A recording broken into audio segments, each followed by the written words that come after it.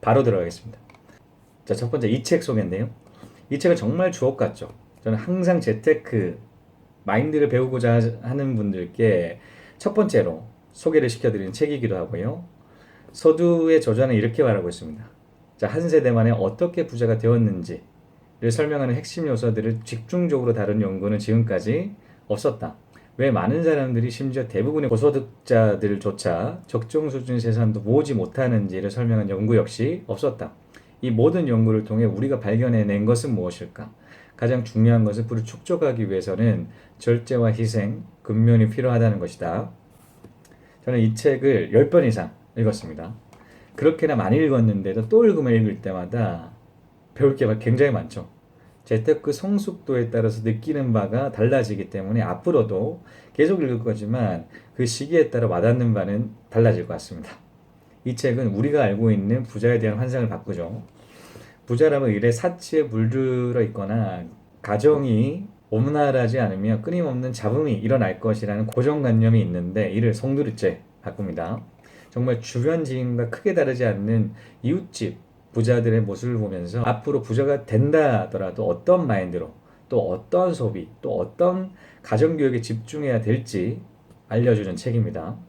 부자가 되기 위한 필독서죠. 실제 부자들의 삶을 담아내고 있기 때문에 너무나 설득력이 있습니다. 두 번째 저자 소개인데요. 미국 부자를 수십 년간 분석한 책입니다. 얼마 전에 SBS 뉴스에서 부자 공식을 다뤘었죠. 한번 그 내용을 볼까요? 나도 나중엔 부자가 될 수 있을까 하는 생각 많이들 해보실 겁니다. 오늘 경제 돋보기에선 여러분이 부자가 될 가능성을 미국의 한 대학 교수가 만든 부자 지수 공식에 따라 계산해 보겠습니다. 김용태 기자입니다. 정해진 한정된 월급을 가지고 재테크만으로 부자가 된다는 거는 사실 조금 힘들 것 같긴 해요. 열심히 재테크해서 돈 모으고 저축하는 게 가장 즐기는 것 같습니다. 아껴 써야죠. 이런 생각들이 맞는 건지 과연 부자가 될 수 있을지 확인해 보겠습니다. 미국 조지아 주립대 스탠리 교수가 만든 부자 지수 공식을 적용합니다. 여러분이 가진 순자산의 10을 곱해 분자에 놓고 분모엔 나이와 연소득을 곱한 값을 놓습니다. 예전에 수학 시간에 배운 근해 공식보다는 쉽죠? 예를 들어서 1년에 3천만 원 버는 30살 A씨가 있습니다. 모아둔 자산은 5천만 원쯤 됩니다. 그럼 공식에 대입해보죠.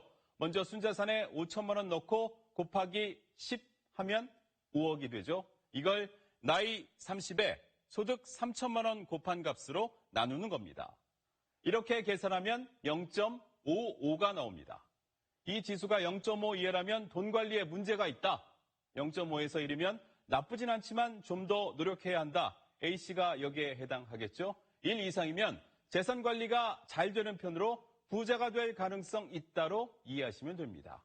공식 보면서 눈치채셨겠지만 소득이 많아도 모아둔 자산이 없으면 지수는 낮게 나옵니다. 또 나이가 적을수록 높게 나오죠.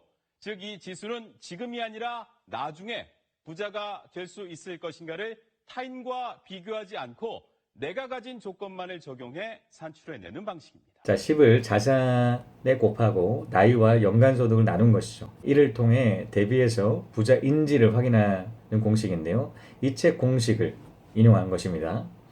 이 책의 공식과 뉴스에서 다른 공식을 볼까요? 기준 자산은 10분의 나이 곱하기 연간소득입니다. 이 공식을 한쪽으로 몰면 나이 곱하기 연간소득 분의 자산 곱하기 10은 1로 SBS 공식과 같아지죠. 나이 곱하기 연간소득 분의 자산 곱하기 10은 나온 값들에 따라서 그 내용들이 달라지는데요. 한번 봐보실까요? 0.5 이하는 문제가 있고요. 0.5부터 1은 노력이 필요하고 1 이상은 양호로 표시를 하고 있습니다. 똑같은 스탠리 공식을 사용을 하지만 스탠리가 언급한 이 값은 없죠. 단순히 1 이상은 양호로 표시를 하고 있습니다. 하지만 스탠리는 1일 경우에는 기준값, 그러니까 일반적으로 모아야 될 자산을 얘기를 하고요. 2일 때만 부자라고 얘기를 하고 있었죠.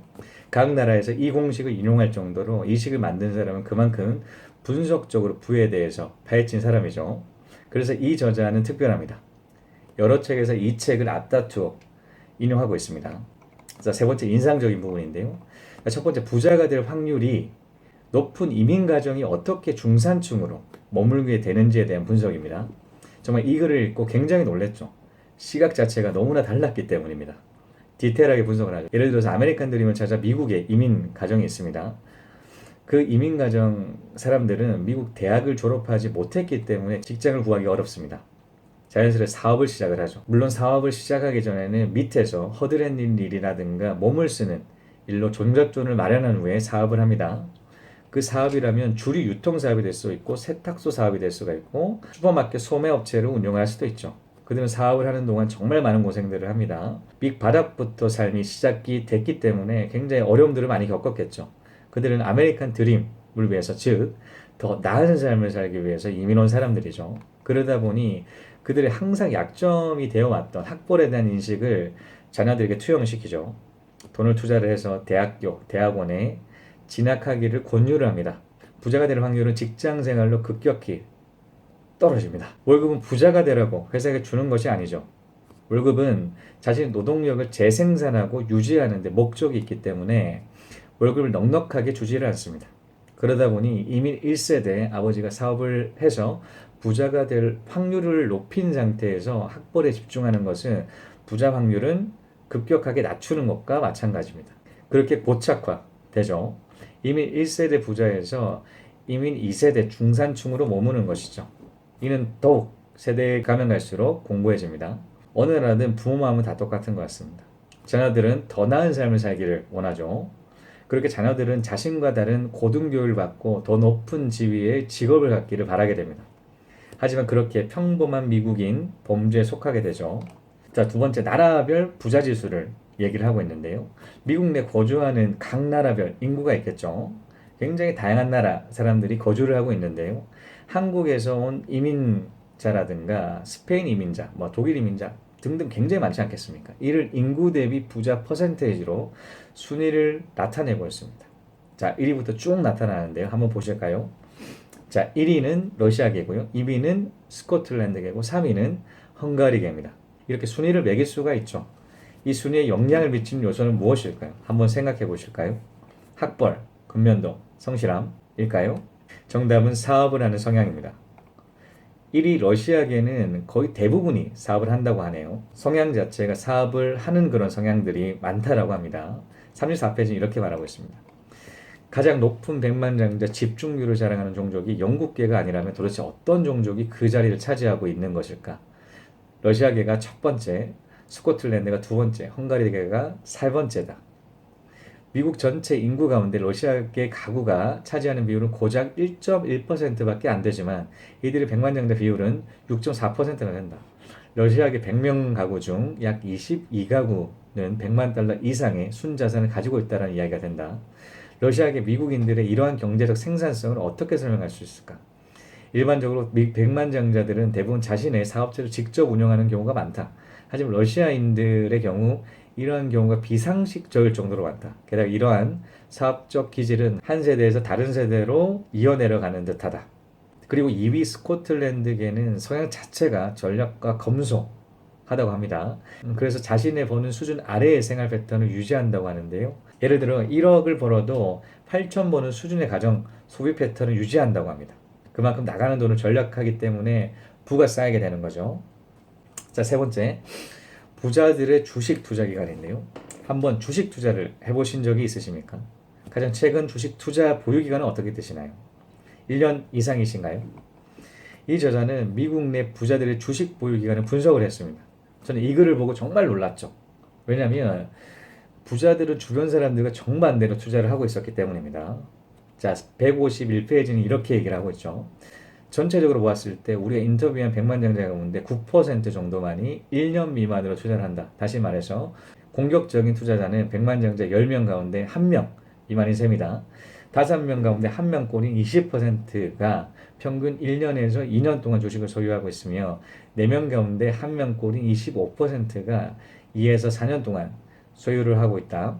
약 13%가 4에서 6년 범주에 속하며 3명 가운데 1명 이상인 32%가 6년 이상 소유하고 있는 것으로 나타났다. 사실 우리가 최근 연구를 위해 인터뷰를 했던 백만장자들 가운데 42%가 인터뷰하기 바로 전에 자신의 포트폴리오에 있는 주식을 거래한 일이 전혀 없었다고 대답했다. 이걸 다시 표로 보면요. 미국 부자 투자 기간인데요. 보유 기간 퍼센테이지죠. 자, 1년 미만이 9%고요. 1년에서 2년은 20%, 2년에서 4년은 25%, 4년에서 6년은 13%, 6년 이상이 32%죠. 자, 해석을 하면 1년 이상 투자를 하는 미국 부자의 비율은 91%에 해당이 되고, 자, 2년 이상 투자하는 부자는 71%고요. 4년 이상은 45%가 투자를 장기적으로 하고 있습니다. 미국 부자 약 50% 정도가 4년 이상 투자를 하고 있다는 말이죠. 장기 투자, 매번 강조를 하는데 정말 그 기본에 충실하다라는 느낌을 받았고요. 이렇게 장기 투자를 한다는 것은 그만큼 주식에 확신을 가진다는 말로 풀이되고, 그 확신을 가지기 위해 철저히 공부한다는 말로 이어지겠죠. 다시 한번 정리를 하면, 첫 번째 주식에 대한 철저한 분석과 공부를 하고요. 두 번째 투자 종목을 투자를 하고요. 세 번째 투자 종목에 대한 확신을 가지기 때문에 네 번째 장기 투자가 이어집니다. 자, 장기 투자 한다고만 볼 게 아니라 이런 보이지 않는 부분까지 인지를 하셔야 합니다. 그들은 철저히 분석해서 투자하고 있다는 것이죠. 다시 한번 자신의 최근 주식 투자를 떠올려 볼까요? 어떻게 투자하셨나요? 첫 번째 주당 순이익, 두 번째 주당 자산 비율, 세 번째 주당 자산, 네 번째 자본 수익 비율, 다섯 번째 10년간 재무제표 분석, 여섯 번째 순이익 대비 부채 규모 비율, 일곱 번째 유동부채 대비 유동자산 비율, 여덟 번째 유보이익 수익률, 아홉 번째 투자 일지 작성 등등등, 이런 가치평가 후 투자를 하셨습니까? 위와 같은 가치평가는 새로운 것이 아닙니다. 워렌 버핏, 피터 린치, 그레엄이 수없이 강조하는 투자 방법이죠. 이와 같은 공식은 다 공개가 되어 있습니다.